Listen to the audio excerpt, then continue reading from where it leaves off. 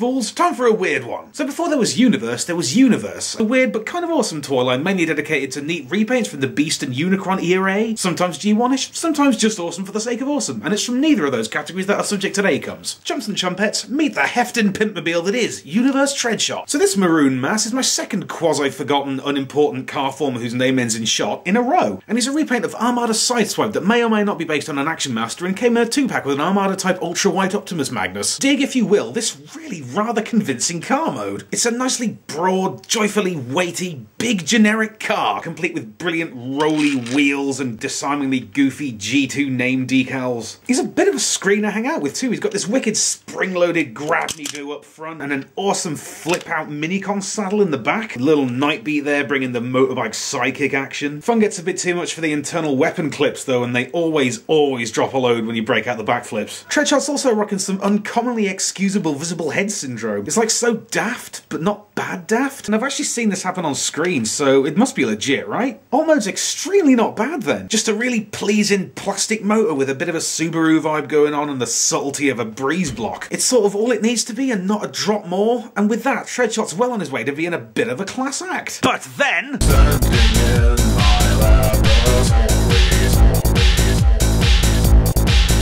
Transformation's sort of interesting, but you get to a certain point where you realise you've finished. And it's like, this is the robot mode. Afraid so. This is the legendarily doofy robot form of the Armada Sideswipe mould, and it is one epic spasmong. It's probably about the second most uncool, awkwardly proportioned, dumb-looking retardicon on the screen right now. But apparently it was still good enough to get released no fewer than 4 times. Seriously, this thing sucks so bad it's giving me a rash. Alright, let's try and figure out what went wrong before my skin falls off. It just all looks so wrong. I mean, the head's oversized enough to look ridiculous, but not so much that it's cute. And it doesn't turn, but it does slide. Why? The arms are totally unbalanced and they look about as cool as 2 broom handles shoved into a cubic foot of congealed piss, with this well-meaning but woeful minicon activated uppercut gimmick, and these giant idiot mitts with like fist lips that stop him from holding this gun, which is uncharacteristically awesome. The legs are a friggin' war crime too, with these comically tiny flappy feet, weird outwardly bowing knees, and these uselessly huge hip windows. Even the torso's hopelessly tiny with masses of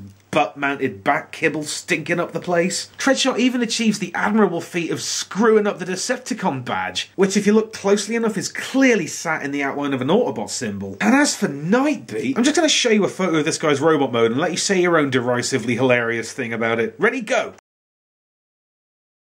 Ooh, burn! Up top, bro! So, I don't know what the hell happened with this mould. I've seen a few Armada toys now, and broadly speaking, they're alright. Generally, they're just simplistic, down-to-earth, semi-G1-ish good time block dudes, so... what the crap? Was this one of the ones they just had to give up on because they ran out of money? Or did they really think this was an acceptable guy? I don't know. All I know is that this is a weird and kind of crappy toy that I just can't help but admire. I love you, in a way. Long overdue big ups this time to Eric Mind's Edge. See, I did promise I'd get this reviewed by Christmas. 2010. Also, I'm bald now. Bye!